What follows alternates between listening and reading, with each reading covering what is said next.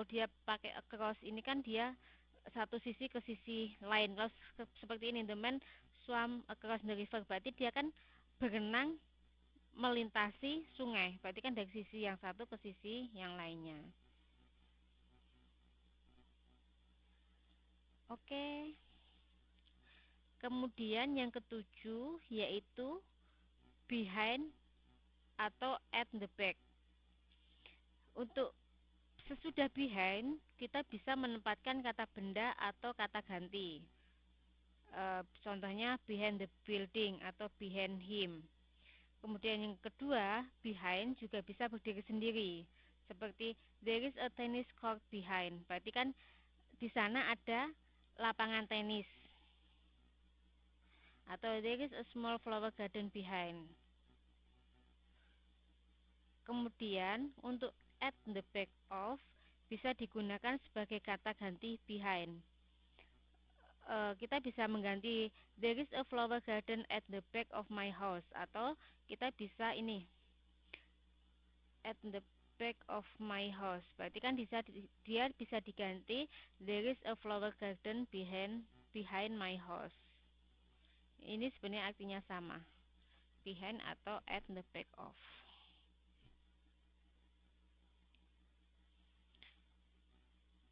Kemudian untuk selanjutnya, untuk yang kedelapan yaitu according to atau by. According to digunakan jika Anda mengacu pada suatu informasi yang datang dari pihak lain. Yaitu according to my brothers, your answer is correct. Atau according to the book, the height of the building is 100 meters. Itu untuk according. Tetapi jika Anda mengacu pada diri sendiri, Anda katakan in my opinion. Berarti in my opinion what he has just said is not wrong.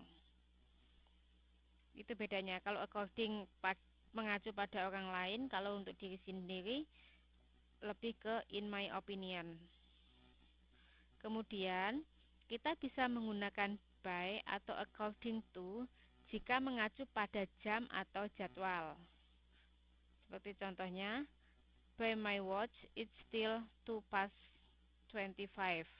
Atau according to my watch it's still 2:25. Itu.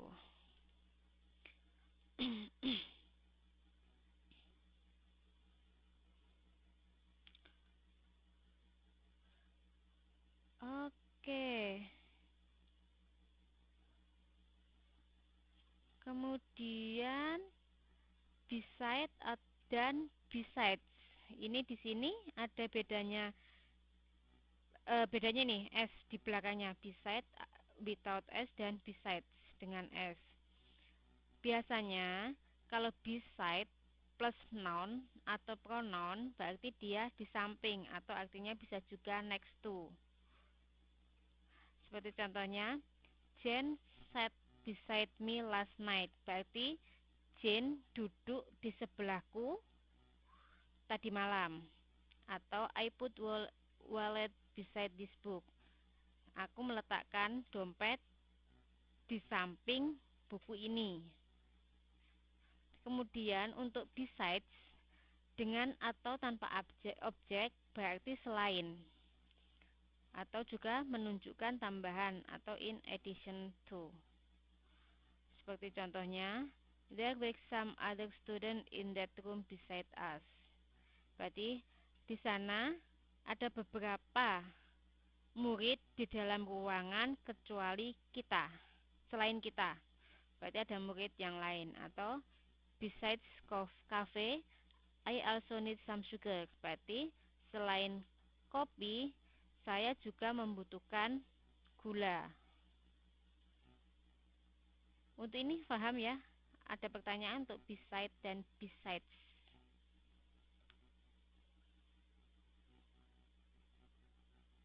Oke, kalau nggak ada.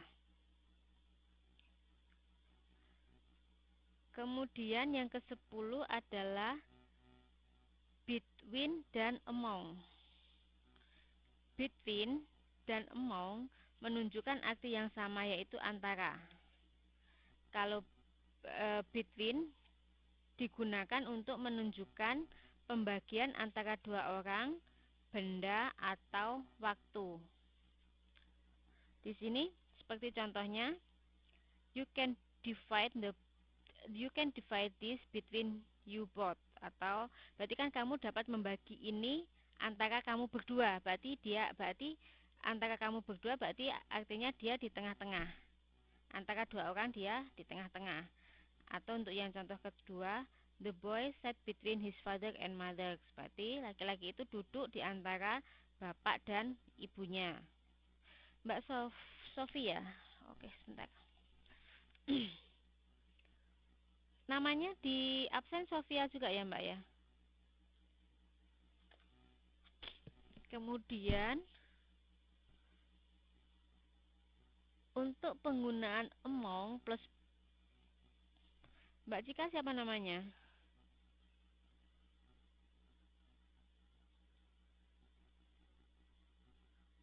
Atika. Oke, Mbak Atika. Kemudian penggunaan among plus plural noun, yaitu untuk mengacu pada sekumpulan orang atau benda lainnya. Itu biasanya paling kurang 3, yaitu seperti contohnya, my brother was among the demonstrators last week. Berarti kakak laki-lakiku berada di antara demonstran minggu yang lalu. Mbak Sophia Ulfa. Oke, Sophia Ulfa. Kemudian yang kedua, the rent of the house is divided equal among John, Rudy, and Harry. Karena dia minimal 3 tadi, dia berarti menggunakan kata among.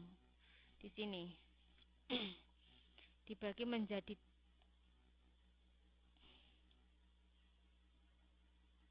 kalau di sini yang kedua kan pembayar apa? The rent of the house is divided equal among John, Rudy, and Harry. Berarti kan apa sih namanya? Penyewaan rumah dibagi sama antara John, Rudy, dan Harry.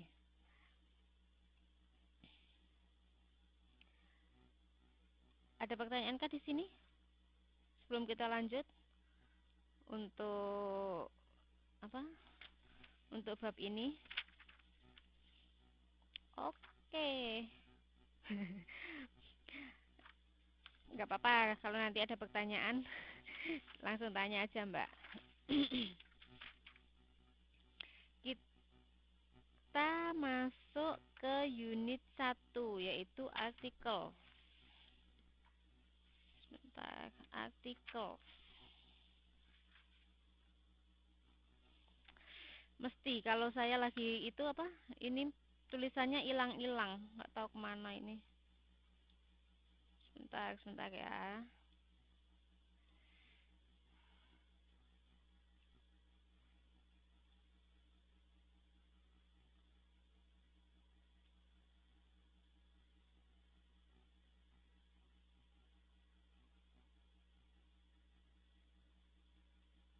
Sebentar. Oke, sebentar ya. Di sini kan. Winahyu. Oke, nggak apa-apa, Mbak. Kalau itu articles, dia di modul 4. Halamannya sebentar. 32.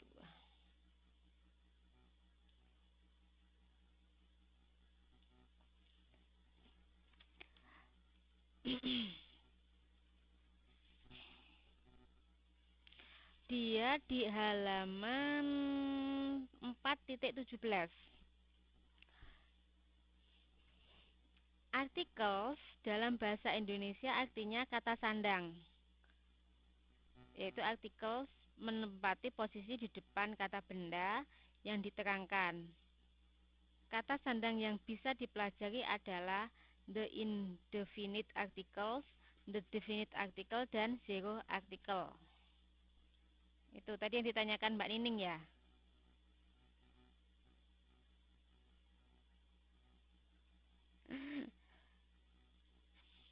Di sini yang pertama dia the indefinite article atau a dan an. Kita kemarin pernah belajar masalah a dan an. A dan an adalah kata sandang tidak tertentu atau indefinite article. A atau a digunakan di depan kata yang awalannya mati atau konsonan. Sedangkan n digunakan di depan kata yang huruf awalnya berbunyi hidup atau vokal. Ini adalah contoh-contoh sebagai indefinite article seperti di modul halaman 4.17.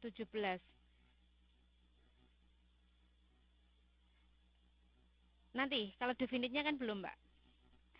Di sini kan kalau indefinite article dia kan an apple, an egg, ya kan? Atau kalau indefinite article dia kan a bag, a book, kecuali a university. Kenapa university walaupun dia depannya u tapi kok dia depannya adalah a bukan n? Karena walaupun dia tulisannya university ya depannya u tapi dia dibaca u seperti dibaca sebagai y. Makanya kenapa dia dianggap sebagai indefinite article sebagai a. Itu alasannya kenapa university menjadi a bukan n meskipun dia depannya sebagai u.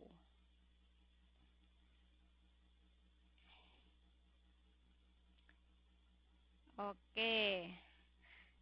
Kita akan belajar untuk ini sekarang untuk yang indefinite particle. Yang pertama adalah bentuk jamak dari e dan n. E atau n tidak mempunyai bentuk jamak atau plural.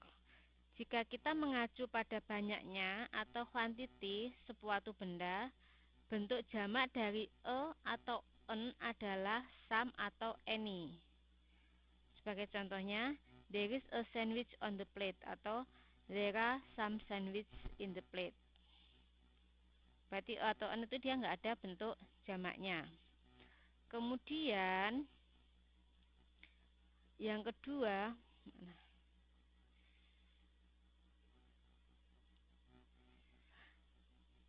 e atau n digunakan untuk menjelaskan orang atau benda.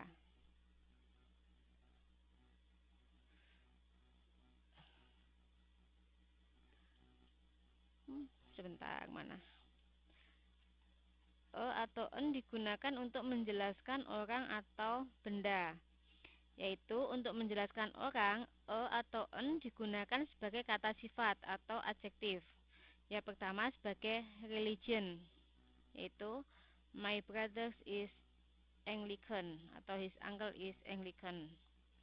Atau untuk menjelaskan nationality, yaitu di sini Mick is an American atau Danny is an Australian. Atau bisa juga untuk menjelaskan politik sebagai politik, yaitu my uncle is a conservation atau John's father is a democratic. Itu ada penggunaan dari n atau n. Selain itu, kata sandang tidak tertentu atau indefinite article e atau n digunakan sewaktu Anda menyebutkan seseorang atau benda lainnya untuk pertama kali. Berarti saat kita membuat tulisan terus kita mengacu pada sebuah benda atau orang, kita akan menggunakan kata sandang e atau n. Seperti ini, seperti contohnya, I saw a car parking in front of a restaurant last night. Berarti dia di sini a car. Di sini dia menyebutkan untuk yang pertama kalinya. Kenapa dia dikasih a. Kemudian then a man got out of the car. Di sini a man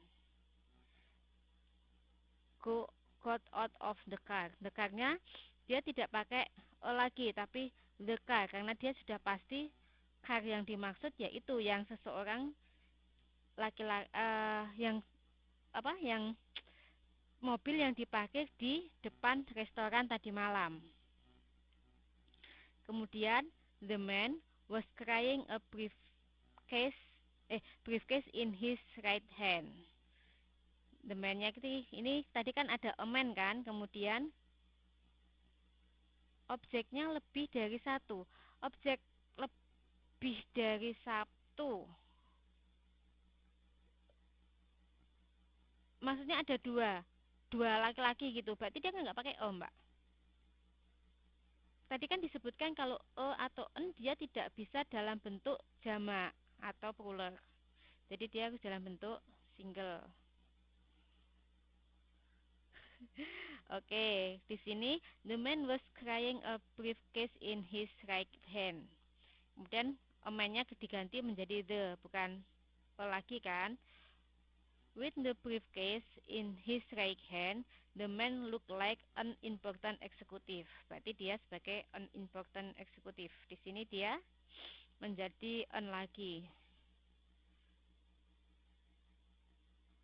Ini adalah penggunaan dari kata sandang en dan en untuk yang digunakan sewaktu Anda menyebutkan seorang atau benda lainnya untuk pertama kalinya. Di sini ada pertanyaan kah? Oke, kalau tidak kita lanjut. Di sini perbedaan antara e, en, dan wan.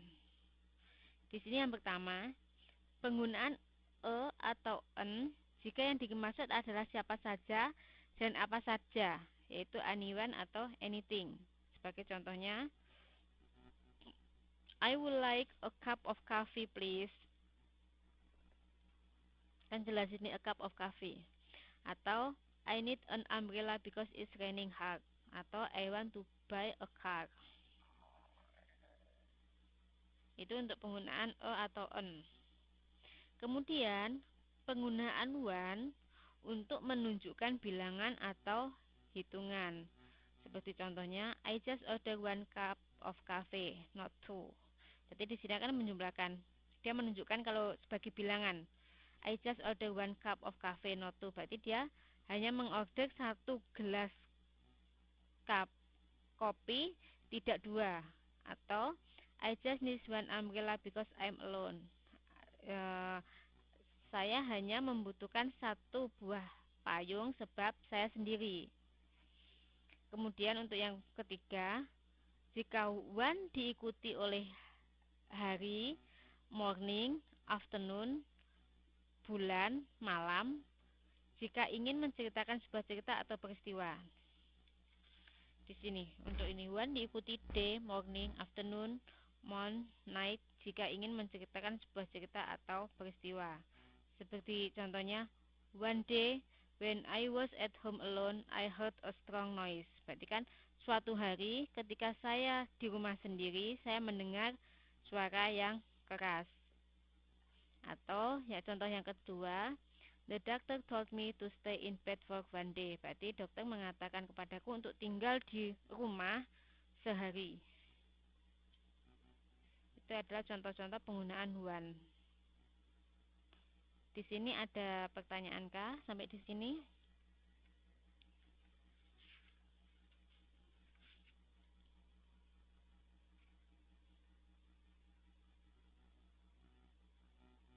Boleh?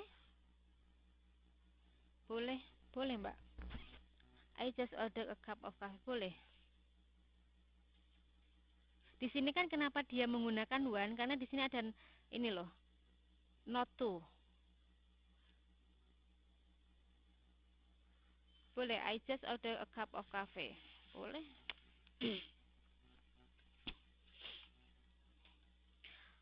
Oke, kita lanjut. Kemudian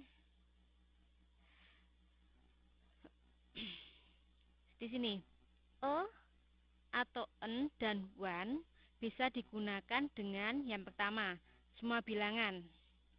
seperti 100 atau 100 atau 1000 atau 1000 itu bisa. Atau bisa juga digunakan untuk pecahan, a quarter atau one quarter berarti kan seperempat, atau a half atau one half berarti dia setengah, itu bisa juga. Untuk uang berarti a dollars atau one dollars atau a pound atau one pound itu juga boleh. Bisa juga untuk ukuran atau timbangan seperti a kilo atau 1 kilo atau a pound atau 1 pound itu bisa juga. Kemudian e, en juga bisa digunakan di depan nama-nama penyakit. Seperti e atau en selalu digunakan setelah jenis penyakit seperti a cold atau a headache atau a sore throat. Itu juga bisa. Atau e, en digunakan untuk menyatakan mengidap jenis-jenis penyakit seperti catch a cold atau have a breakage atau have a toothache atau have an ache. Itu juga bisa. Kalau seseorang itu mengidap suatu penyakit, dia bisa menggunakan kata e atau en.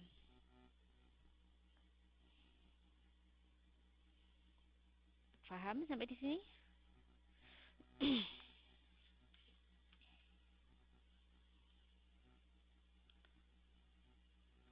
Oke. Kemudian kita masuk ke the definite article.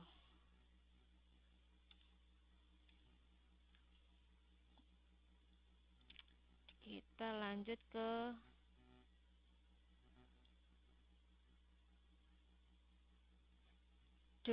the definite article, yaitu the. The adalah kata sandang tertentu atau definite article. Tadi kan kalau indefinite article tadi kan menggunakan e atau en. Sekarang untuk definite article dia menggunakan kata the. Di sini the adalah kata sandang tertentu atau definite article dan digunakan jika merujuk pada seseorang yang sudah dikenal atau diketahui sebelumnya. The bisa digunakan untuk orang atau benda lainnya baik tunggal maupun jamak. Seperti ini. That is the man we met at the station last night. Berarti kan dia itu adalah seseorang yang kita ketemu di stasiun tadi malam, atau those are the men we met at the station last night. Kalau di sini kan kalau di sini that, terus dia bilangnya the man. Kalau those berarti the man untuk bentuk jamaknya. Berarti kita bisa menggunakan the itu untuk bentuk tunggal atau jamak. Sedangkan tadi yang indefinite article kalau e sama en itu tidak bisa digunakan dalam bentuk jamak. Di sini, Mbak Naning paham di sini? Oke. Oke, kita lanjut. Kemudian dalam penggunaannya, yang penggunaan the itu ada beberapa. Yang pertama,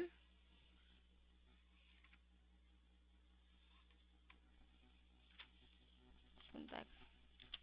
Yang pertama adalah the first nationality noun. Di sini penjelasannya yaitu definite article the digunakan di depan kata benda yang menunjukkan kebangsaan. Seperti the Chinese, the Japanese, the Portuguese, itu bisa kita menggunakan the. Yang kedua, the digunakan di depan benda-benda yang sudah nyata, meskipun tidak tahu pasti benda mana yang dimaksud. Seperti in the supermarket, the cinema, the library. Kalau ini, he is going to the supermarket. Dia pergi ke supermarket, jelas supermarketnya itu jelas. Tapi meskipun dia tidak jelas itu supermarket A, supermarket B, atau supermarket C, kita tetap bisa menggunakan kata going to the supermarket. atau I borrowed this novel from the library. Kemudian the digunakan di depan kata-kata seperti sun, moon atau earth, sky, solar system, planet, galaksi. Itu karena tempat-tempat yang sudah nyata seperti sun, moon, earth itu kan untuk pasti kan di dunia ini juga itu hanya cuma ada satu. Kalau the sun kan pasti mataharinya itu, atau the moon, bulannya kan pasti ya itu bulannya karena dia hanya satu. Seperti the rich, the rich should pay more tax atau they are collecting money to help the blind. Itu adalah untuk penggunaan dari the.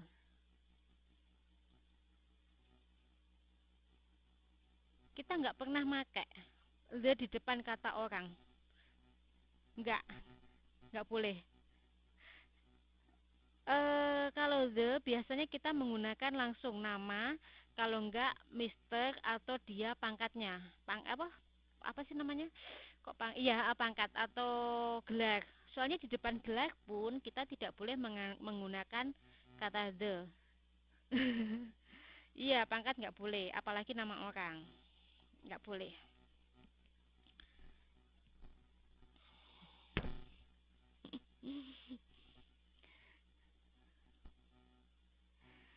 Oke, kita lanjut.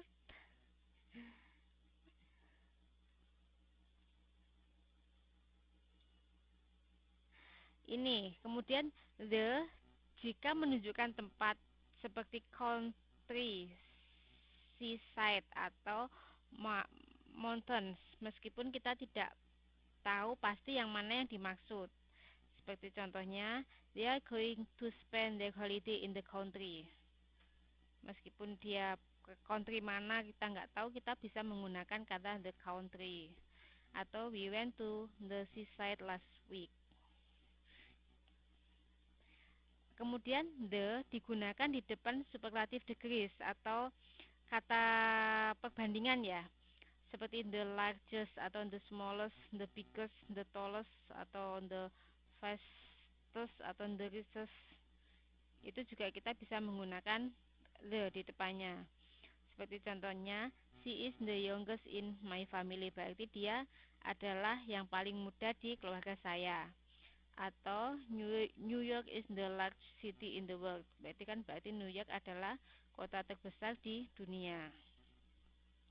Kemudian the juga bisa digunakan di depan beberapa kata sifat atau adjektif dan menunjukkan benda jamak atau plural noun seperti the poor, the rich, the old, the blind atau the young, the deaf, the sick atau the unemployed. Itu bisa digunakan juga menggunakan kata depannya the. Kemudian ini the digunakan di depan nama-nama negara yang terdiri dari kolektif noun seperti the United States, the United Kingdom atau the Soviet Union.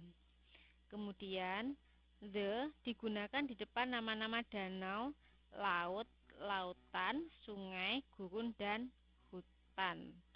Seperti contohnya the Pacific Ocean, the Nile River atau the Gobi Desert atau the Mediterranean Sea. Kemudian the juga digunakan di depan nama-nama university jika kata university ditempatkan di depan, atau the University of California atau the University of Indonesia atau the University of Alabama. Oke.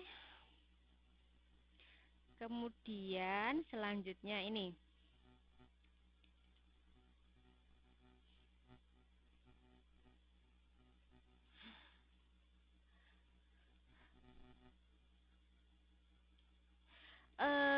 Saya kurang. Kayaknya kemarin salah copy. Saya bacakan dari ini ya. Hmm,